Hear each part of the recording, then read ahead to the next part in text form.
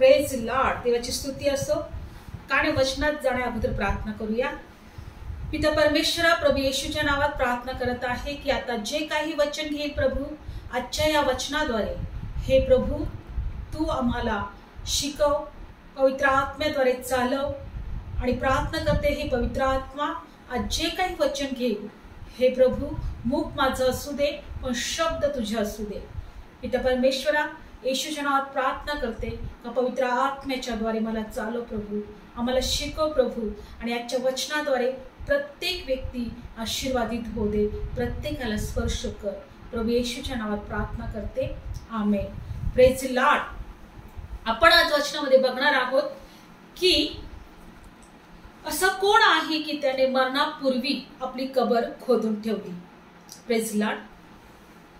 आणि का मरणापूर्वी त्याने आपली कबर खोदून ठेवली? बायबलमध्ये दिलेलं आहे. आपण वचनात बघणार आहोत की याकोबाने आपली कबर मरणापूर्वी खोदून ठेवली. आणि जेव्हा याकोब मेला त्यावेळेस काय झालं डायरेक्ट आपण वचनात बघणार आहोत. Praise Lord. आपण काढणार आहोत उत्पत्ती आणि 50व्या अध्यायामध्ये, उत्पत्तीचं पुस्तक 50 अध्यायामध्ये, प्रारंभ 50 अध्यायामध्ये, ज्या वेळेस याकोब हा मिस्र देशामध्ये होता. आपल्याला या वचनांमध्ये माहित आहे की ज्या वेळेस कनान राष्ट्रामध्ये दुष्काळ पडला आणि त्यानंतर मिस्र देशामध्ये धान्य होते आणि याकोब आणि त्याचे सर्व लोक, त्याचे घराणे, त्याचे काही लोक हे मिस्र देशामध्ये गेले, कारण मिस्र देशामध्ये खूप धान्य होतं. आणि त्यावेळेस मिस्र देशाचा अधिपती हा योसेफ होता. Praise Lord. आणि बायबल सांगते की आम्हाला सर्वांना माहित आहे की हा याकोब जो होता हा मिस्र देशामध्ये गेला, त्याच्या लोकांना घेऊन गेला, त्याच्या मुलांना घेऊन गेला. आणि त्यानंतर योसेफ हा त्याचा मुलगा, त्याची ओळख झाली. आणि बायबल सांगतं की आपण सगळं काही पाहणार नाही, पण आज आपण ह्या वचनात एकच गोष्ट पाहत आहोत की याकोबाने आपली स्वतःची कबर स्वतः कनान देशामध्ये खोदून ठेवली होती. का खोदून ठेवली होती? कधी खोदून ठेवली होती? Praise Lord. आणि म्हणून आपण डायरेक्ट वचनात जाणार आहोत की ज्या वेळेस हा याकोब मरण पावला, उत्पत्तीचं पुस्तक 15 अध्यायामध्ये, त्यावेळेस काय झालं आपण पाहूया. 4थं वचन. आणि त्याच्यासाठी रडण्याचे दिवस संपल्यावर, म्हणजे याकोबसाठी, फारोच्या घरच्यांना म्हणाला, मी तुम्हाला विनंती करतो, आता मी तुमच्या दृष्टीने कृपा पावलो असलो तर तुम्ही ही गोष्ट फारोच्या कानावर तुम्ही सांगा की माझ्या बापाने मला शपथ व्हायला लावली. तो म्हणाला, पहा मी मरणार आहे, मी माझी कबर मी आपणासाठी कनान देशात खणून ठेवली आहे, तिच्यात तू मला पूर. तर आता मी तुला विनंती करतो, मला तिकडे वर जाऊ दे आणि माझ्या बापाला पुरू दे, मग मी परत येईन. बघा या ठिकाणामध्ये बायबलमध्ये असं दिलेलं आहे की याकोब मरण पावल्यानंतर, त्याचे शोकाचे दिवस संपल्यानंतर बायबलमध्ये दिलेला आहे की हा जो योसेफ होता, हा योसेफ हा फारोकडे गेला आणि फारोला सांगू लागला की मला परवानगी दे, कारण माझ्या बापाने माझ्याकडून शपथ घेतली होती. कोणती शपथ? ती ही की जेव्हा मी मरेन तेव्हा मला मिस्र देशामध्ये पुरू नको, तर मी स्वतःसाठी माझी कबर खणून ठेवली आहे, त्या ठिकाणामध्ये मला घेऊन जा. त्या माफ करा, कनान राष्ट्रामध्ये माझी कबर खोदून ठेवली आहे, तर त्या कनान राष्ट्रामध्ये मला घेऊन जा आणि त्या ठिकाणामध्ये मला पूर. बघा या ठिकाणी वचनात आपल्याला पाहायला मिळतंय की योसेफ काय म्हणत आहे की जी माझी कबर मी आपणासाठी कनान देशात खोदून ठेवली आहे, तिथे मला पूर. ह्या याकोबाने आपला मुलगा योसेफाकडून शपथ घेतली होती. Praise Lord. आणि सांगितलं होतं की मला मिस्र देशामध्ये मला पुरू नको. बघूया आपण कुठे शपथ घेतली होती, का शपथ घेतली होती. बायबल सांगतं कधी शपथ घेतली होती. ज्या वेळेस बायबलमध्ये दिलेला आहे की हा योसेफ जो होता, हा बायबलमध्ये दिलेला आहे की 147 वर्ष जगला. आणि हा बायबलमध्ये असं दिलेलं आहे की मिस्र देशामध्ये येऊन त्याला 17 वर्ष झाले होते. म्हणजे याचा अर्थ की तो 130 वर्ष जवळजवळ कनान राष्ट्रामध्ये होता.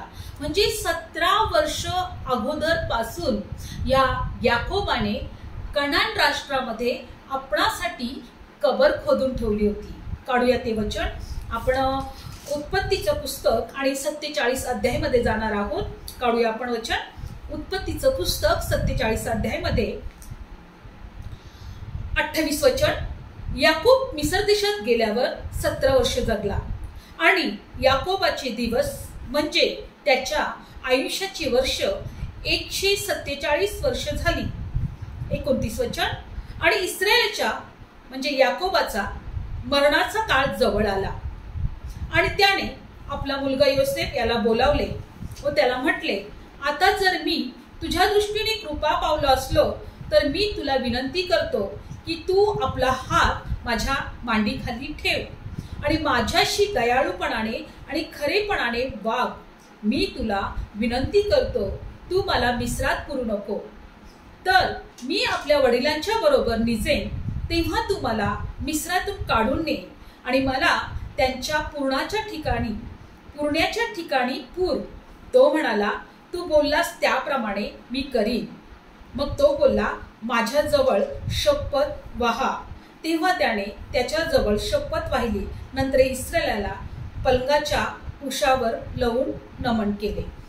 योसेफाला याकोबाने मरणाच्या अगोदर आपल्या जवळ बोलवलं. आणि बायबलमध्ये असं दिलेलं आहे की बघा, हा 17 वर्ष मिस्र देशामध्ये येऊन याला झालं होतं. पण मिस्र देशामध्ये येण्या अगोदर ह्या याकोबाने इस्रायल देशामध्ये कनान देशामध्ये, जे पूर्वी कनान होतं, त्या कनान देशामध्ये आपली स्वतःची कबर खोदून ठेवली होती. आणि मरणाची वेळ जवळ आल्यानंतर त्याने आपल्या मुलाला बोलवलं आणि शपथ वाहिली. त्याने त्याचे हात, बायबल सांगतं की तू आपला हात माझ्या मांडीखाली ठेव. कारण पूर्वी शपथ वाहण्याची अशी पद्धत असेल. आज आपल्या देशामध्ये जर आपण शपथ वाहायचं झालं तर डोक्यावर आपण हात ठेवतो, मस्तकावर आपण हात ठेवतो. पण बायबलमध्ये असं दिलेलं आहे की तू मस्तकाची शपथ वाहू नको. कारण की तुझा जर एकही केस तुला काळा किंवा पांढरा करवत नाही तर तू मस्तकाची शपथ वाहू नको. कारण की बायबल सांगतं की प्रभू येशू ख्रिस्त आपला मस्तक आहे. तर एवढंच नाही तर तू देवाची ही शपथ वाहू नको असं वचनात दिलेलं आहे. आणि बघा, त्या काळामध्ये याकोबाच्या दिवसांमध्ये मांडीखाली हात ठेवून या याकोबाने योसेफाकडे शपथ वाहिली की जेव्हा मी मरेन, आता माझ्या मरणाचा काळ जवळ आलेला आहे, पण तू शपथ घे की मला या मिस्र देशामध्ये तू पुरणार नाही म्हणून. आणि जेव्हा या योसेफाने त्याला शब्द दिला की होय, मी शपथ वाहतो की मी तुला मिस्र देशात पुरणार नाही, तर जेव्हा तू मरशील मी तुला इस्रायल देशामध्ये किंवा कनान राष्ट्रामध्ये तुला पुरण्यासाठी जिथं तुझी कबर तू खोदून ठेवलेली आहे त्या ठिकाणामध्ये मी तुला घेऊन जाईल. देवाच्या लेकरांनो, या वचनात आपण एकच पाहत आहोत की याकोबाने स्वतःची कबर स्वतः खोदून ठेवली. आणि इस्रायल देशामध्ये बघा, बऱ्याचदा आम्ही मरणापूर्वी नेहमी आम्हाला असं वाटते की आमची प्रॉपर्टी कुणाला द्यावी, आमची जागा कुणाच्या नावावर करावी, कोणत्या मुलाच्या नावावर करावी, हे दागिने आमचे आहेत ते दागिने मी कुणाला द्यावे, किंवा त्याचं काय होईल, माझ्या घराचं काय होईल, माझ्या लोकांचं काय होईल, माझ्या लेकरांचं काय होईल, अनेक चिंता आम्ही मरणा अगोदर करत असतो. प्रेज ला. पण देवाच्या लेकरांनो, या ठिकाणी याकोबाने अशा प्रकारच्या कोणत्याही चिंता केल्या नाही. तर काय चिंता केल्या? का जेव्हा मी मरे माझी कबर मिसर देशामध्ये असू देऊ नको, तर कनान देशामध्ये किंवा इस्रायल देशामध्ये माझी कबर मी स्वतः खोदून ठेवलेली आहे त्या ठिकाणामध्ये मला नेऊन पूर. आणि जेव्हा हा याकोब बायबलमध्ये दिलेला आहे की जेव्हा तो मेला तेव्हा या योसेफाने फारोकडे निरोप पाठवला, की फारोकडे गेला आणि म्हटलं मला परवानगी दे, मला कनान देशामध्ये जायचं आहे, कारण की मी माझ्या बापाला काय दिलेलं आहे, वचन दिलेलं आहे, शपथ वाहिलेली आहे की माझ्या बापाने जी कबर स्वतः इस्रायल देशामध्ये खणून ठेवलेली आहे त्या कबरेमध्ये मला माझ्या बापाला टाकायचं आहे. Praise Lord. आज या वचनात आपण काय शिकणार आहोत? देवाच्या लेकरांनो, ज्या वेळेस बायबल सांगतं का योसेफ मेला त्यावेळेस सुद्धा त्याने आपल्या लोकांकडे हा वचन देऊन सांगितलं का मी इथे मरत आहे, पण देव तुमची भेट घेईल.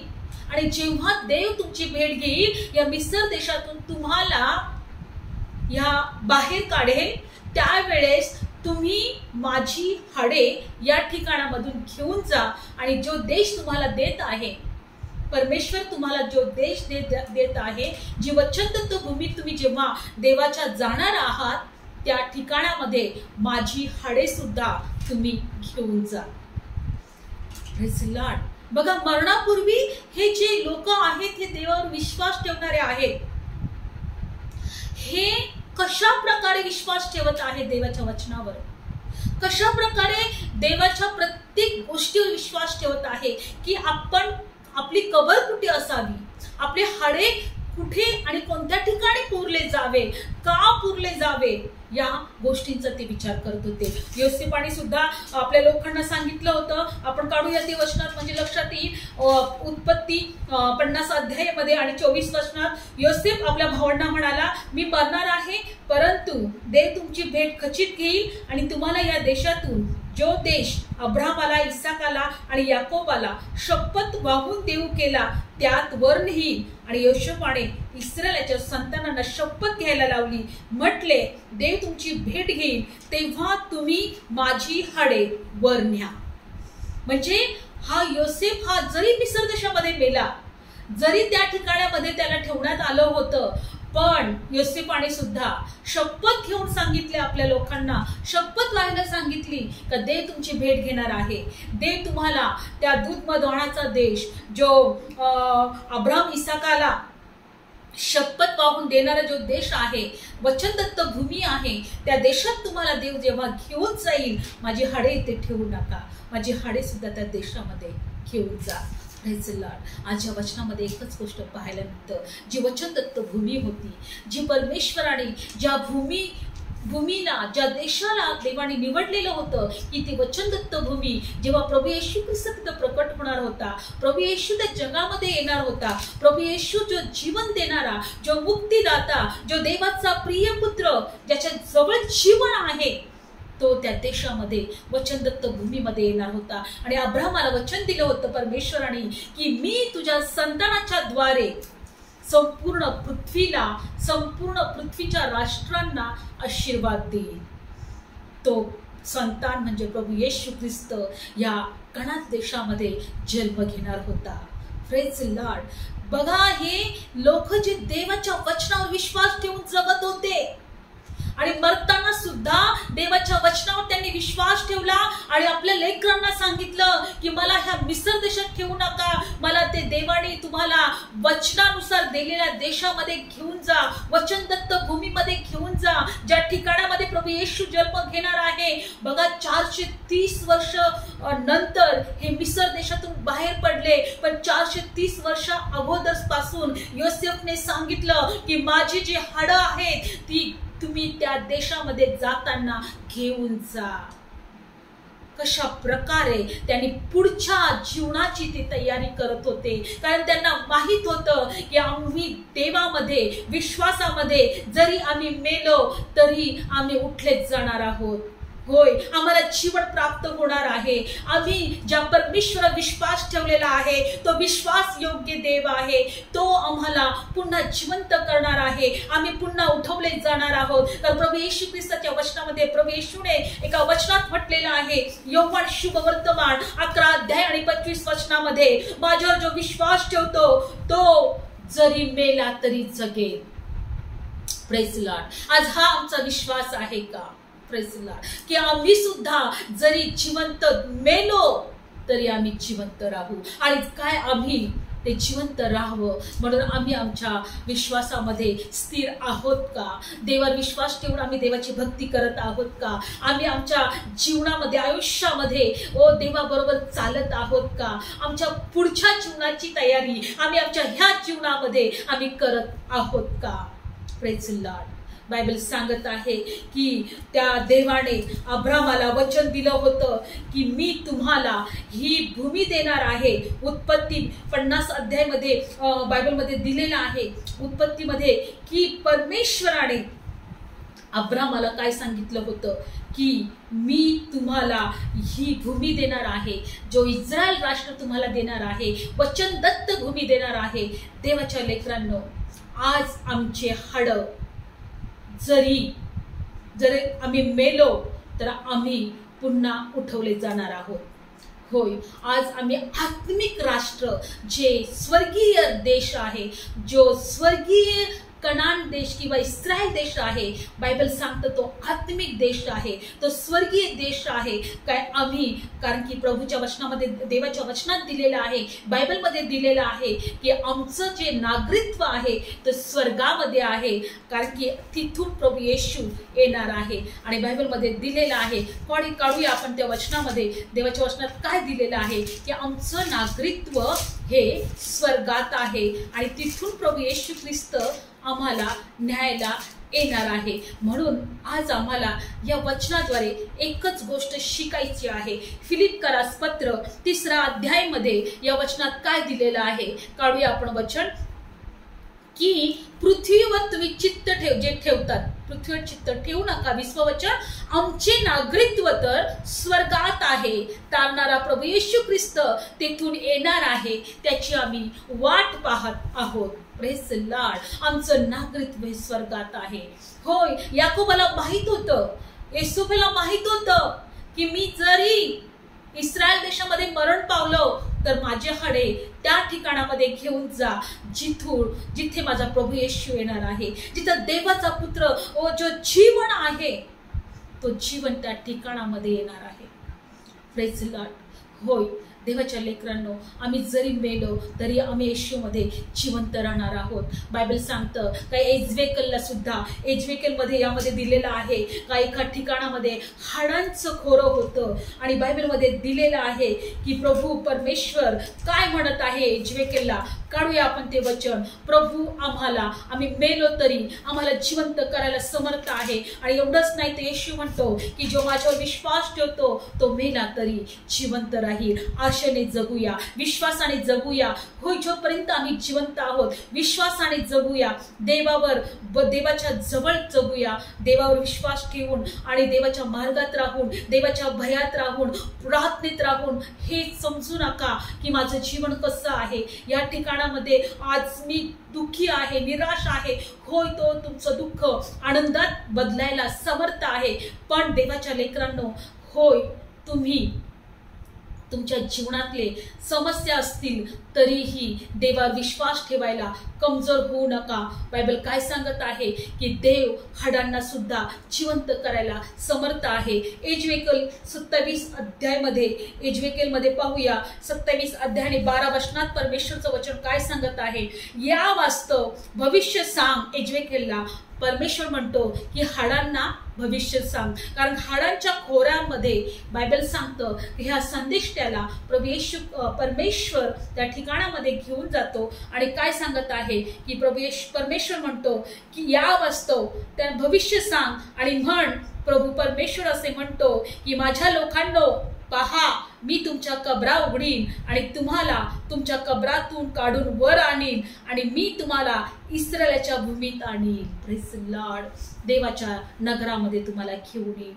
होय, मी तुमच्या कबरा उघडीन आणि मी तुम्हाला एकत्र करेल. आणि बघा पुढचं वचन 13, आणि माझ्या लोकांनो, मी तुमच्या कबरा उघडून तुम्हाला कबरातून काढून, म्हणजे तुम्ही जाणाल की मी परमेश्वर आहे आणि मी आपला आत्मा तुमच्या ठाई घालेन. Praise the Lord. देवाच्या लेकरांनो, एजरेकेलला सांगितलं होतं, दृष्टांत दाखवला. देवाने म्हटला की त्या हाडांच्या खोऱ्यामध्ये जा. होय, तुमच्या हाडांमध्ये सुद्धा देव जीवन टाकायला समर्थ आहे. Praise the Lord.